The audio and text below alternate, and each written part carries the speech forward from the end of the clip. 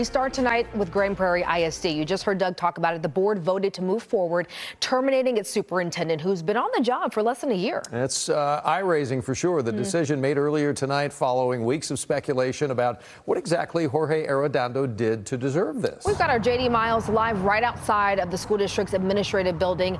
J.D., that is where they just wrapped up that special meeting. Fill us in here.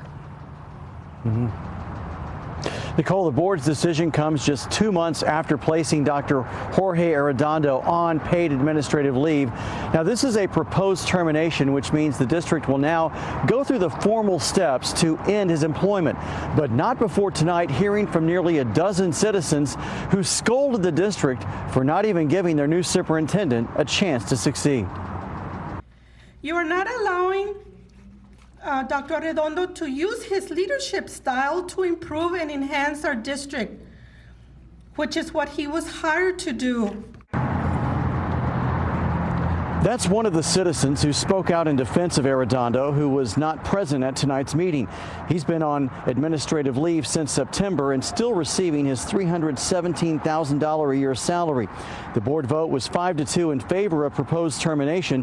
While specific details surrounding the investigation have not been disclosed, board members discussed it during their private executive session. Arredondo, who began his tenure as superintendent in July, had obtained a temporary restraining order to block or any movement to remove him from the job. But that TRO has expired, leading to tonight's meeting. Supporters of the superintendent demand to know what he did to deserve termination.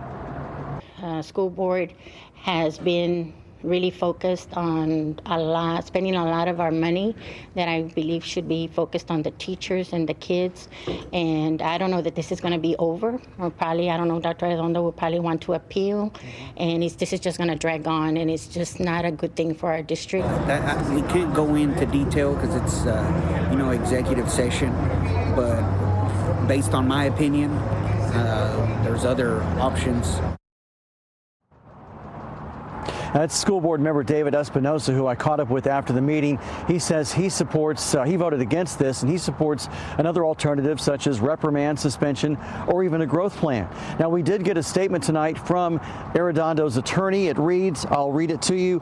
This is an ill-advised decision that will result in further legal action against the district and individual board members. Throughout his brief tenure, Dr. Arredondo acted solely in the interests of the district's students and faculty, and no credible evidence has been produced that he violated any district policy.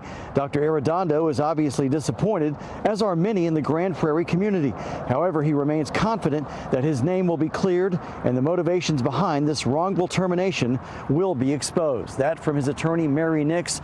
That suggests now that this may not be a final decision tonight, and Arredondo is definitely going to fight this proposed termination. Live in Grand Prairie tonight, J.D. Miles, CBS News, Texas.